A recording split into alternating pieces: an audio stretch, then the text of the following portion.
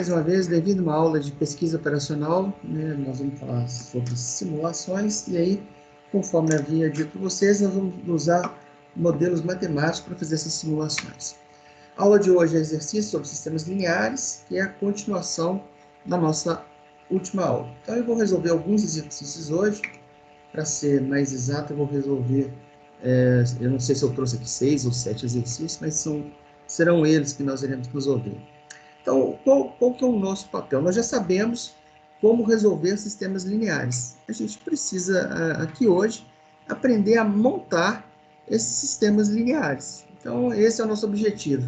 Sair do português e passar para o matematiquês. Então, vamos fazer isso com esse primeiro exercício. Daí, no enunciado, a gente tem o seguinte. O RH do Pitágoras perguntou-se ao Aleph a idade da filha mais nova dele, Mariana. Ele respondeu da seguinte forma: a minha idade, quando somada ao dobro da idade dela, tem resultado igual a 64. A idade dela, quando somada ao triplo da idade de Marta, totaliza 113. A minha idade, quando somada à de Marta, é igual a 87. Então, a pergunta é, qual que é a idade da Mariana? No fundo, a gente precisa saber, para resolver esse sistema, a gente vai achar todas as idades, embora aí o texto só pergunte a idade da Mariana. Então, a gente precisa montar esse exercício. Primeiramente, a gente precisa definir quais são as variáveis. Então, eu posso atribuir o nome que eu quiser à variável que eu quiser. Então, eu chamei aqui de x1, a idade de Aleph, x2, a idade da filha mais nova dele, que é a Mariana, e a x3, a idade de Marta. Então, agora vamos voltar ao texto e vamos passar, então, do português para o matematiquês. Então, aqui está dizendo o seguinte, vou até colocar a equação de uma vez. E aqui está dizendo, olha, a minha idade, ele é o x1, que é o Aleph. Quando somada ao dobro da idade dela, e ele está se referindo a Mariana, então, quando somada ao dobro da idade dela, dá 64. Está aqui, ó. E veja bem que nessa afirmativa aqui, ó, não envolveu Marta. Então, a gente só tem o Aleph e a filha mais nova dele, totalizando esse valor de 64. Bom, na sequência, o que a gente tem aqui? A idade dela, e aí ele está se referindo à filha mais nova, que é a Mariana. Quando somada ao triplo da idade de Marta, então está aqui a idade dela, quando somada ao triplo da idade de Marta, tem um total de 113 anos. Observem vocês que não envolveu a idade do Aleph. E na última ele diz o seguinte, olha, a minha idade, ou seja, a idade do Aleph, quando somada da Marta, dá 83. Não envolveu a idade da Mariana, que é a filha mais nova dele. Então, veja bem, nós temos um sistema linear que ele é tridimensional. Ele é composto por 3 variáveis, que são as idades de cada uma das pessoas envolvidas. E aí a gente tem as combinações entre essas idades, somas e multiplicações, dando esses valores aí. Bom, quando eu bato o olho nessas equações, a princípio, eu não vejo, por exemplo, como é que eu possa chegar nessa segunda equação aqui, ó, fazendo combinação linear nem da primeira nem da terceira. Da mesma forma, eu não vejo essa última aqui, ó, como combinação linear das duas primeiras, enfim, ou multiplicando por algum número. Então, a princípio, eu digo para vocês que cada um desses vetores são linearmente independentes, ou seja, uns não dependem dos outros. Não foram conseguidos por meio nem de soma, nem multiplicação entre alguns deles. Então, eu diria para vocês que, a princípio, esse sistema ele tem solução. Para resolver, nós precisamos, então, sair da representação polinomial, conforme nós vimos na aula passada, e passar para a representação matricial, porque na matriz é muito mais fácil de resolver do que no polinômio. São operações bem mais simples. Então, vamos fazer isso. Então, inicialmente, o que a gente tem é isso aqui, ó. 1x1 mais 2x2 mais 0x3 igual a 64 e assim sucessivamente. O que a gente sabe? Se a gente pegar aqui, ó, abaixo da diagonal principal, isso só envolve as entradas, né? Não envolve aqui a saída. Eu tenho, então, aqui o x1, o x2, a minha coluna do x3. E esse aqui é meu termo independente que a gente chama de B. Pode chamar de qualquer outra coisa, mas aqui eu estou chamando de B. E aí, observem vocês que abaixo da diagonal principal eu tenho que zerar esse cara, que já está zerado, esse e esse. Então, veja bem, eu teria que efetuar uma operação matemática aqui para zerar essa linha. Mas ela já veio zerada, eu não preciso me preocupar com isso. Então, eu só preciso me preocupar com a terceira linha. Então, o que eu vou fazer? Eu vou trocar a terceira linha, me valendo da primeira, que é ela que contém aqui o elemento pivô. E eu preciso multiplicar essa linha que contém o elemento pivô por um fator. Como é que a gente constrói esse fator? É quem eu quero zerar com o sinal trocado, portanto, menos 1, dividido pelo elemento pivô, que é 1. Portanto, menos 1 vezes 1 é menos 1. Vezes não, dividido, perdão. Menos 1.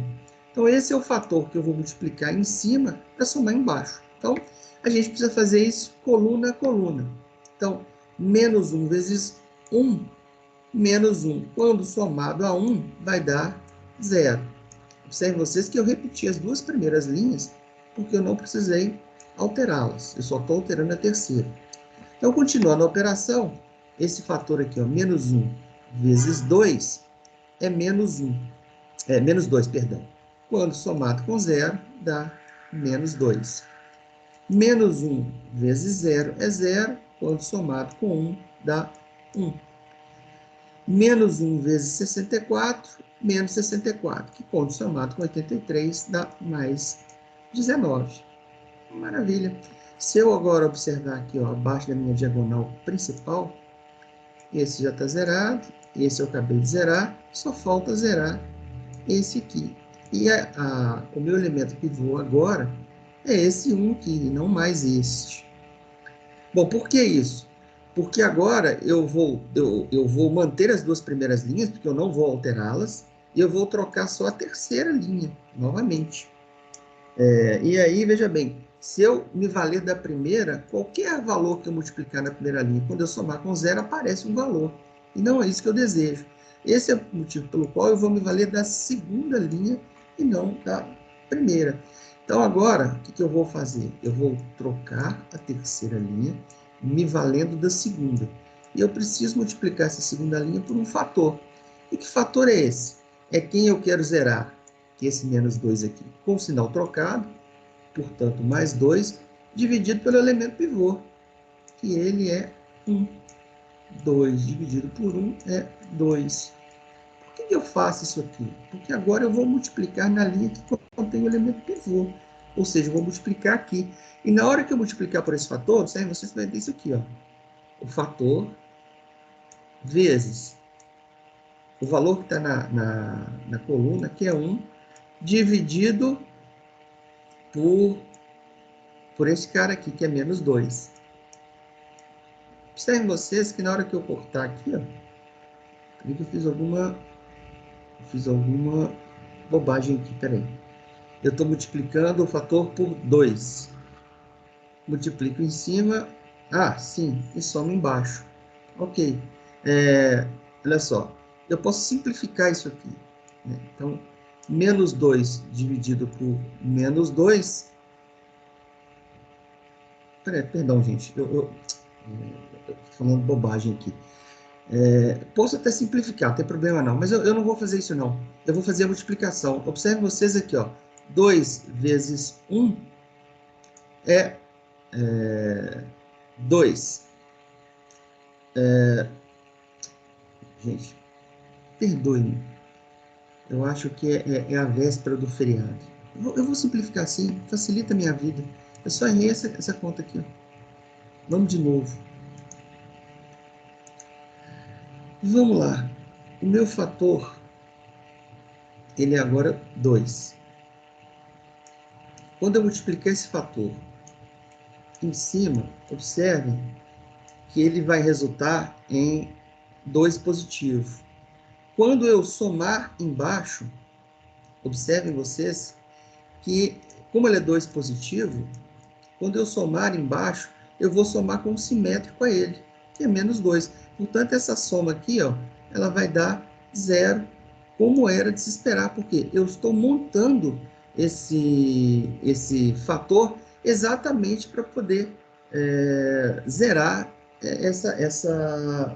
esse número que está aqui embaixo. Então, esse é o motivo pelo qual a gente adota, então, esse fator como sendo quem a gente quer zerar com o sinal trocado, dividido aqui pelo elemento pivô.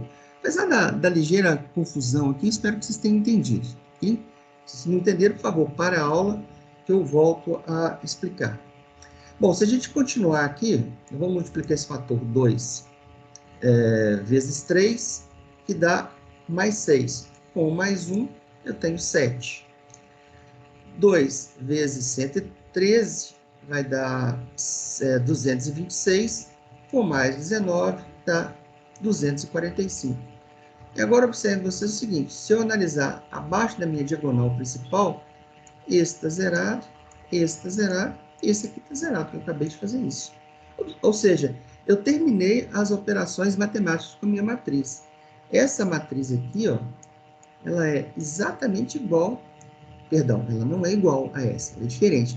Mas o resultado das duas são idênticos. E essa aqui, ó, é muito mais fácil de resolver do que essa aqui. E aí a gente começa resolvendo de trás para frente, né? Então eu tenho aqui 0x1 mais 0x2 mais 7x3 é igual a 245. Ou seja, se eu passar esse 7 dividido por 245, eu acho o valor de x3, que é 35, se eu fizer essa conta. E aí, substituindo 35 na linha de cima, eu acho x2, que é 8. E substituindo x3 e x2 na primeira linha, eu acho o valor de x1. Portanto, veja bem, a gente acha a idade das pessoas. O Aleph, eu espero que ele me perdoe, mas aqui no meu exemplo, ele está com 48 anos. A filha mais nova dele, que é a Mariana, está com 8 anos, e a outra filha que ele tem 35 anos. Aqui, então, foi perguntado qual era a idade da Mariana. Então, a idade da Mariana é 8 anos de idade.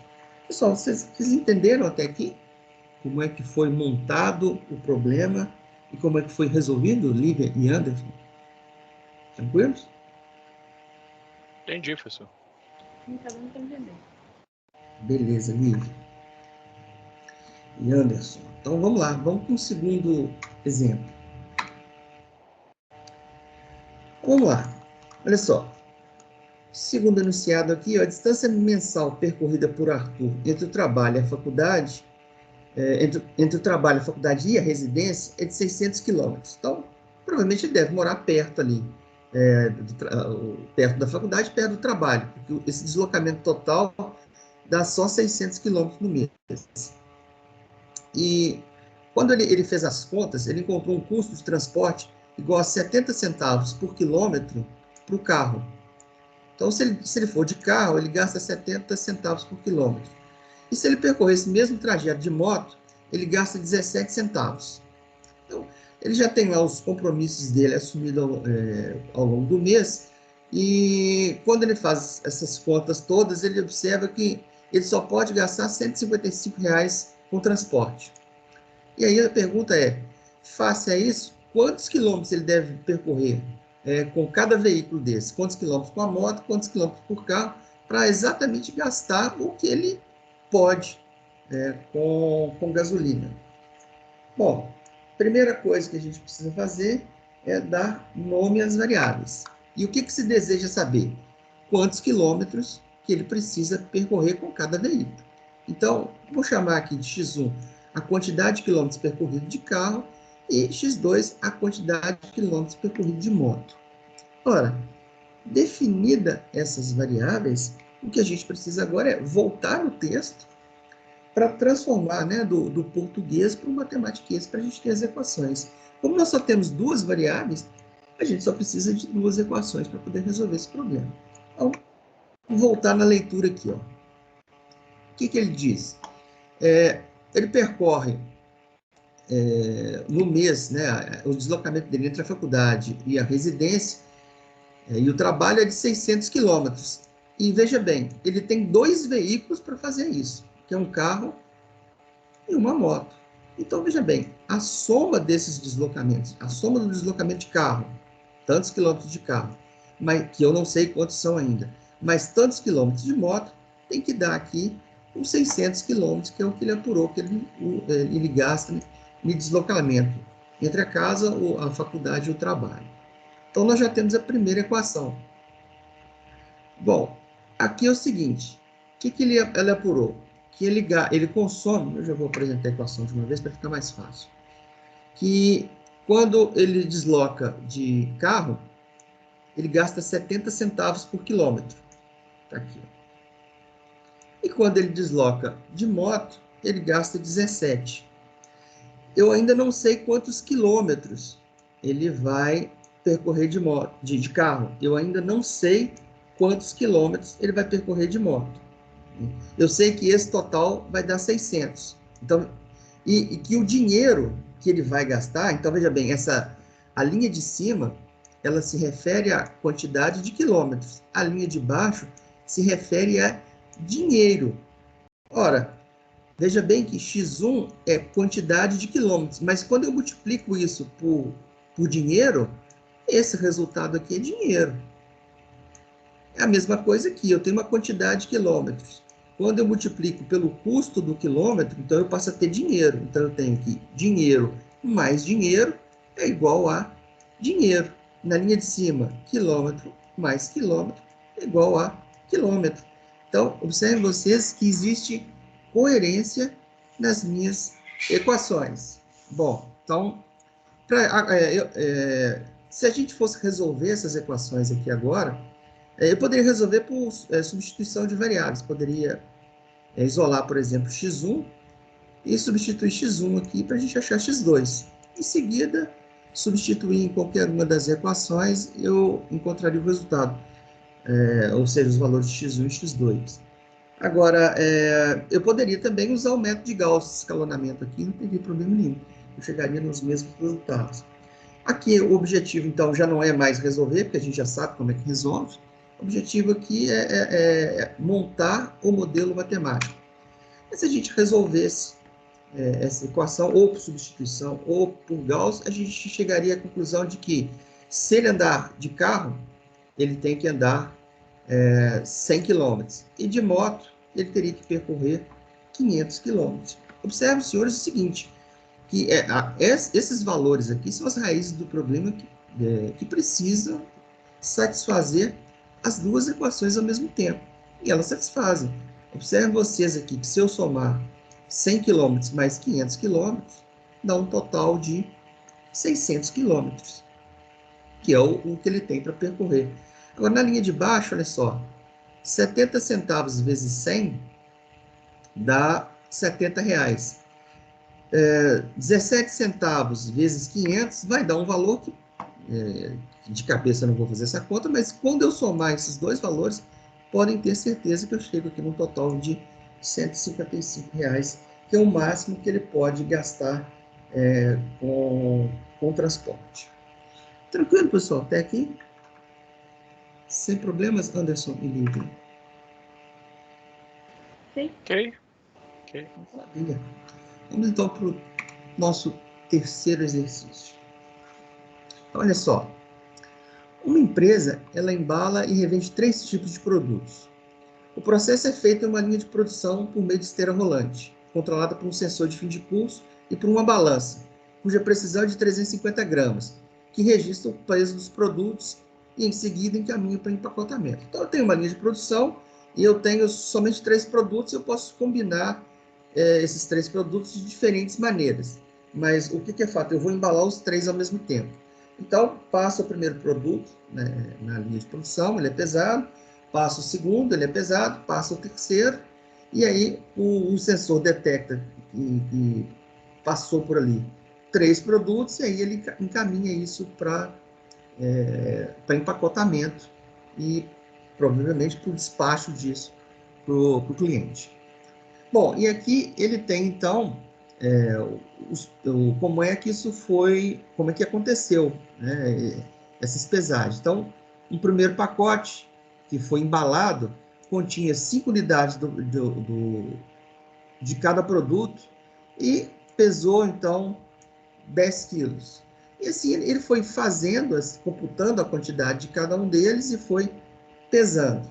Bom, eu vou economizar aqui porque eu vou ter que voltar lendo isso. Primeiro eu preciso definir as variáveis. Ele quer saber o seguinte: se essa minha linha de produção percorrer apenas um produto, esse produto será detectado pela balança? Ou seja, eu preciso, no fundo, saber o peso de cada produto para saber se um só, quando percorrido nessa linha, a balança consegue detectar o valor dela. Bom, para isso eu vou ter que dar nomes a essas variáveis. Então, o que eu vou fazer? Eu vou chamar de x1 produto 1, x2 o produto 2 e x3 o produto 3.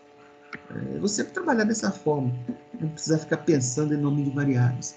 Bom, então eu tenho o meu espaço vetorial aqui, ó, ele é tridimensional, porque eu tenho 3 produtos, então eu preciso de ter pelo menos 3 equações para eu conseguir gerar o espaço de solução desses problemas. Então, vou voltar no texto e vamos criar essas equações. Então, o que ele está dizendo aqui? Ó?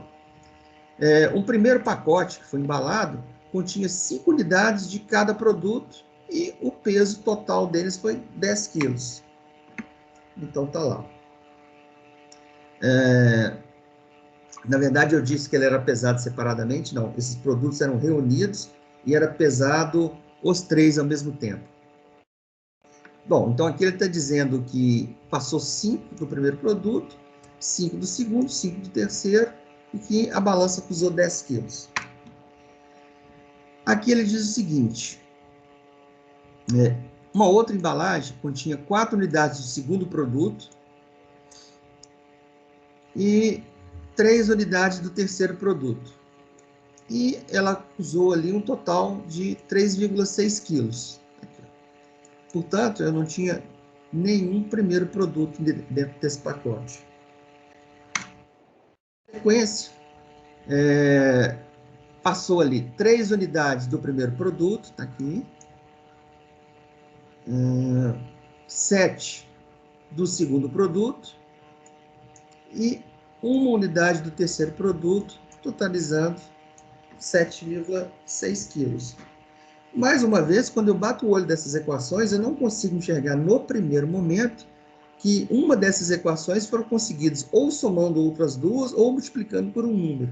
Então, a princípio, eu digo para vocês que são 3 vetores independentes, linearmente independentes, portanto, eu tenho uma base com 3 vetores, que é o mínimo de vetores que eu preciso para poder gerar o espaço de solução. Por que é o mínimo de vetores? Porque o meu espaço de vetorial ele é tridimensional. Eu tenho 3 variáveis, então, por conseguinte, eu preciso de 3 vetores para gerar a solução desse problema.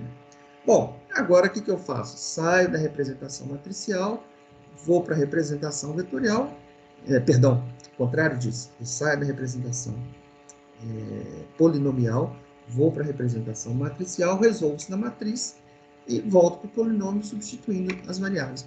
Quando eu fizer isso, observem vocês que eu descubro o peso, ou seja, eu descubro a raiz do meu problema, e a raiz do meu problema é o peso de cada produto. E aí eu chego à conclusão que o meu produto 1 pesa 1 kg, o meu produto 2 pesa 600 gramas e o meu produto 3 pesa 400 gramas. O que ele está dizendo? Que a balança ela é capaz de medir, ou de pesar, né? Medir a quantidade de massa ali, no mínimo 350 gramas. Abaixo disso, ela não consegue excitar essa balança. Como o meu produto mais leve dele tem 400 gramas, significa que a balança, então, ela consegue ser excitada se somente um produto percorrer essa linha de produção. Então, logo, o processo que foi montado, né, de transporte por esteira vai funcionar sem nenhum problema, ou seja, ele foi bem dimensionado. Bom, vamos para mais um exercício, seu quarto. Errado. Esse aqui é o quarto exercício. que ele está dizendo o seguinte: a soma da população de 3 cidades satélites a um polo industrial é de 22 mil habitantes. Sabe que a primeira cidade, com melhor infraestrutura, possui o dobro de habitantes da segunda. Ainda, o censo revelou o censo revelou que 12 mil moradores, equivalente à soma da segunda cidade, com a terceira, trabalham fora do município. Determina a quantidade de pessoas existentes em cada uma dessas cidades. Bom, o que a gente tem que fazer? Determinar as variáveis que nós vamos utilizar. Então, vou chamar de x1 a quantidade de pessoas da cidade A, de x2 da cidade B e de x3 da cidade C.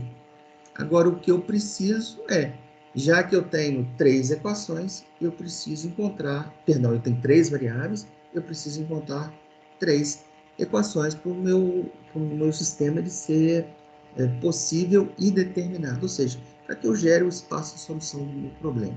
Então, vamos lá. O que ele está dizendo aqui, ó, na primeira linha?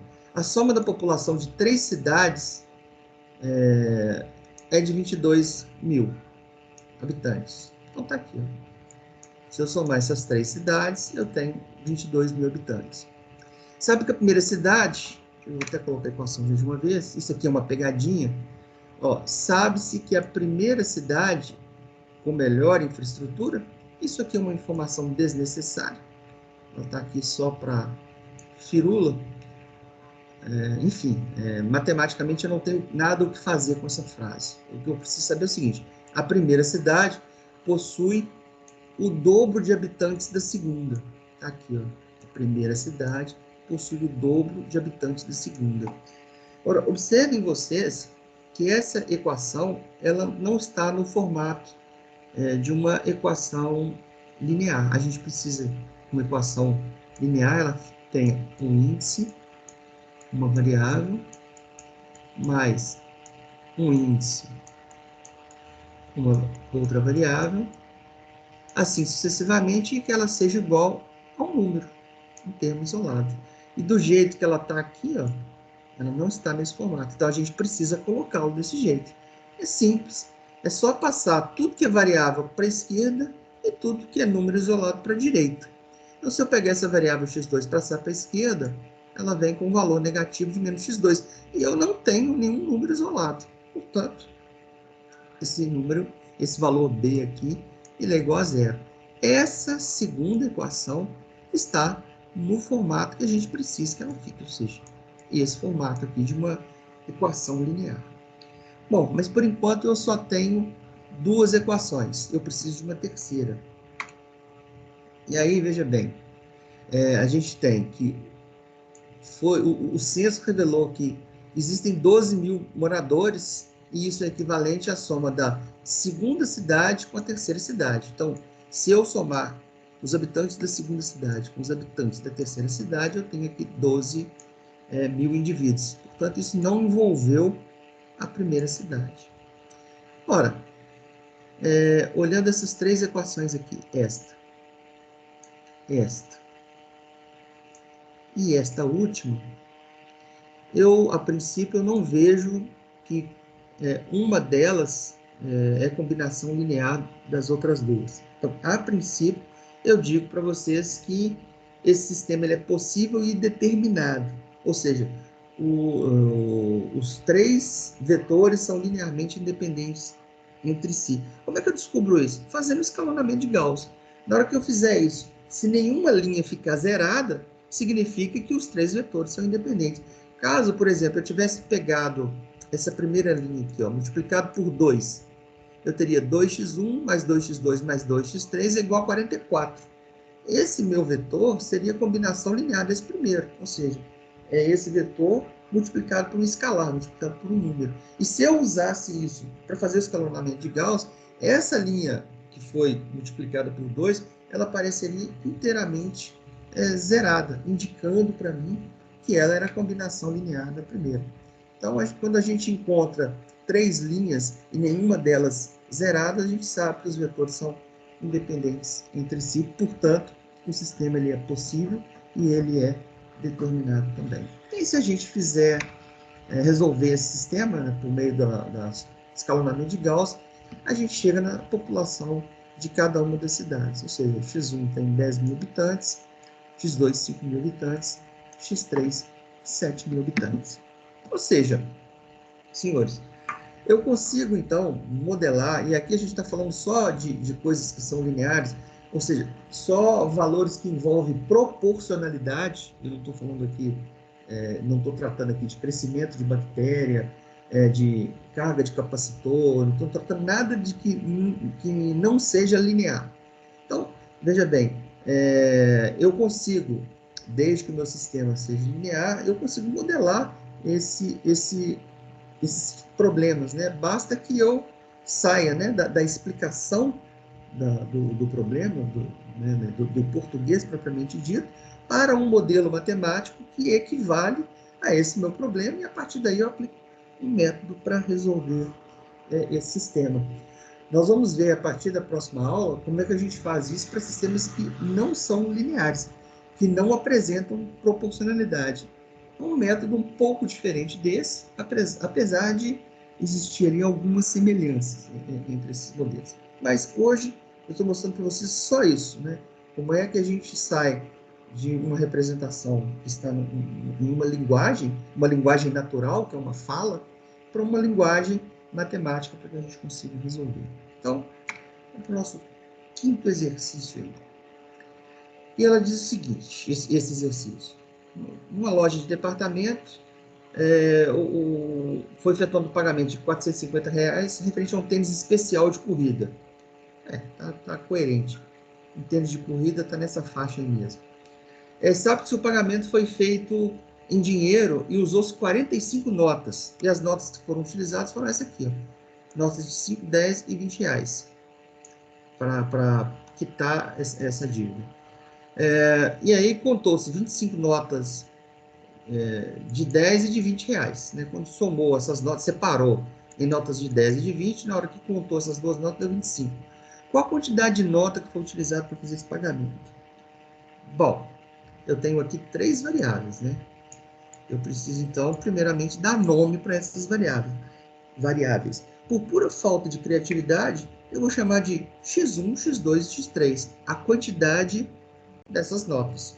Bom, o meu espaço, então, ele é tridimensional, então, obviamente, eu preciso de 3 equações para conseguir resolver esse tipo de problema. Então, vamos lá, né? Vamos encontrar essas equações. O que ele está dizendo aqui? Que foram utilizados notas de 5, notas de 10 e notas de 20, e que isso totalizou R$450. Eu não sei quantas notas de R$5 foram utilizadas, mas o fato é que se eu usar uma, o valor dela é 5. Se eu usar aqui, eu não sei a quantidade de notas de 10, mas a quantidade que eu usar, o peso dela é 10, assim como o peso dessa outra aqui é 20. Observem vocês que quantidade vezes valor é valor.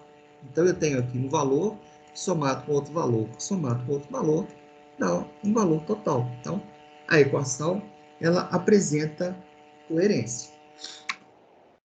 Vamos lá. Outra coisa que foi dita aqui, o pagamento foi feito em dinheiro, a gente já sabe que 45 notas foram utilizadas para essa finalidade. Ou seja, quando somar, eu não sei a quantidade de notas de 5, não sei a quantidade de notas de 10, não sei a quantidade de notas de 20. Mas eu sei que quando eu somar todas elas, vão dar 45 notas. E observe vocês que se a primeira linha era dinheiro, a segunda linha se refere à quantidade. Problema nenhum. O problema todo foi modelado em função das variáveis, né? Que é x1, x2, x3. Agora, se elas, se aquele vetor representa dinheiro ou se aquele vetor representa quantidade, tanto faz, né? Desde que você modele o vetor em função daquilo que ele representa, que no nosso caso aqui, ó, representa as quantidades. Bom, e o que ele disse aqui? Ele contou, então, 25 notas entre notas de 10 e notas de 20. Então, essa é a minha terceira equação. Então, se eu somar as notas de 10, aqui, e se eu somar as notas de 20, eu vou ter 25 notas. Isso não envolveu as notas de 5. Então, eu tenho aí 3 equações, 3 variáveis e 3 equações. A princípio, eu digo para vocês que esse problema ele é possível e determinado. Então, na hora que eu aplicar o método de escalonamento de Gauss e resolver, eu vou chegar à conclusão de que foram utilizadas 20 notas de 5, 15 notas de 15, de 10 reais, perdão, notas de 10 reais, e 10 notas de 20 reais. De sorte que se eu substituir isso aqui, ó, isso aqui são as raízes do meu problema. Se eu substituir essas raízes em qualquer uma dessas equações aqui, ó, tem que bater, né? tem que coincidir, porque esses valores foram encontrados exatamente para solucionar esses problemas em cada uma dessas linhas. Portanto, ó, se eu somar aqui, ó, 20 mais 10, 30, mais 15, 45. Se eu somar aqui, ó, as duas últimas, 15 mais 10 dá 25. Se eu transformar isso aqui em dinheiro, né, eu vou obter aqui, obviamente, 450 reais. Portanto, as minhas raízes satisfizeram ali todas as equações ao mesmo tempo. Beleza, senhores. Vamos então. Eu não sei se esse aqui é o meu último exercício da noite. Eu acredito que sim. Senão eu só terei esse mais um outro. Mas vamos lá, para o nosso exercício. Um professor passou uma lista de 20 exercícios. Cada questão certa, o aluno ganha 5 pontos. Cada questão errada, ele perde 3. Sabe-se que o Renato ficou com 60 pontos nessa lista. Quantas questões ele errou? No fundo, eu poderia ter perguntado quantas questões ele acertou, quantas que ele errou, porque eu vou ter que encontrar essas quantidades do mesmo jeito. Bom, o primeiro passo é definir quem são as variáveis. Eu preciso saber, na verdade, quantas questões ele acertou e quantas questões ele errou. Portanto, meu problema ele é bidimensional apenas. Eu preciso, obviamente, apenas de 2 equações. Então, vamos a elas. O que a gente sabe? Que foram distribuídos, nós temos 20 exercícios. Então, entre erros e acertos, eu vou ter no máximo 20. Portanto, desculpem, x1 mais x2 tem que ser igual a 20. Bem, eu não sei quantas questões ele acertou, mas cada questão que ele acertar, o peso dela é 5. Eu não sei quantas questões que ele errou, mas cada questão que ele errar, ele vai perder 3 pontos. Então, o peso dela é menos 3. E ele ficou com uma nota igual a 60. Aqui, como é bidimensional, eu posso isolar uma variável, tanto faz ser x1 ou x2, substituir na de cima, encontrando, quer seja o valor de x1, quer seja o valor de x2, eu substituo em qualquer uma das equações, acho a variável que falta. Então, se eu fizer isso, eu vou achar que ele acertou 15 questões e errou 5. Observem vocês que a soma, de fato, dá 20.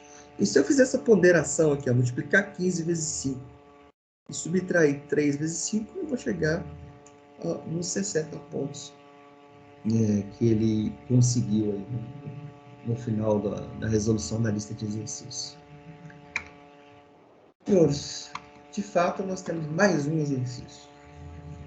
Então, vamos a ele. E aí o meu problema é o seguinte.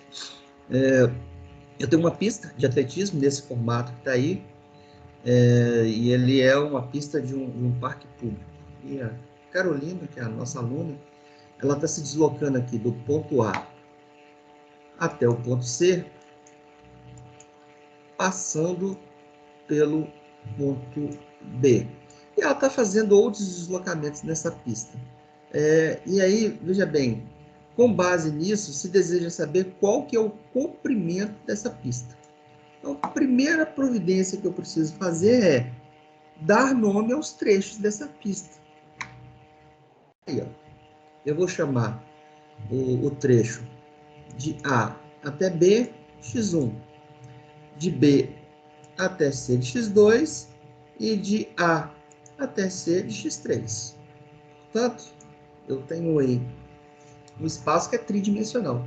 Portanto, eu preciso de 3 equações para conseguir achar quantos metros tem cada um desse trecho, para poder somar isso e chegar no comprimento total dessa pista. Então, vamos lá. Minha primeira equação diz o seguinte. A Carolina, ela saiu de A e chegou... Deixa eu apagar isso aqui. Ela saiu de A. Chegou até... Ela saiu de A e chegou até C, passando por B. Então, o que ela teve que fazer? Ela teve que percorrer x1 mais x2. Aqui, ó. E isso lá no medidor dela, na pulseira dela, acusou 550 metros. Joia. Uma outra caminhada que ela fez, ela saiu de A, saiu daqui, e chegou em B, chegou até aqui, mas passando por aqui, ó, passando por C.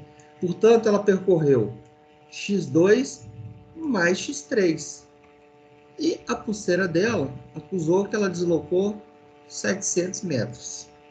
Bom, eu preciso ainda de mais uma equação. No terceiro dia, então, ela saiu de B, saiu daqui, chegou em C, mas passando por aqui.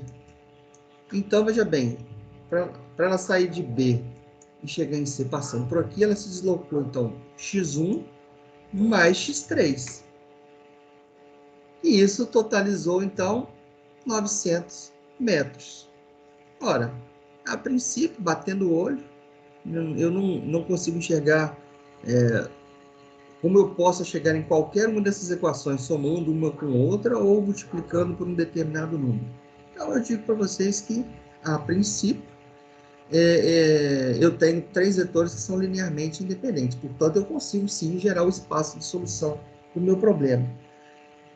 Existem alguns casos que a gente tem surpresas desagradáveis, né? Você tem números que são muito quebradinhos e que você não percebe de cara que é uma combinação linear. Você só vai perceber isso na hora que você fizer o escalonamento de Gauss e uma dessas linhas aparecer inteiramente zerada. Aí é que você descobre que ela é combinação linear de qualquer uma outra, e aí você descobre que você não tem uma base com a quantidade de vetores suficiente, e aí sim você tem certeza que você não vai conseguir gerar a solução do problema, porque você não tem um número de elementos, um número de vetores suficiente na base para gerar o espaço vetorial. Como aqui o meu espaço é tridimensional, eu preciso de uma base que tenha 3 vetores e eles estão aqui. Se eu, então, efetuar o escalonamento de Gauss, eu vou chegar no comprimento de cada um desses trechos. Ó, esse trecho aqui de A até B, ele tem 375 metros.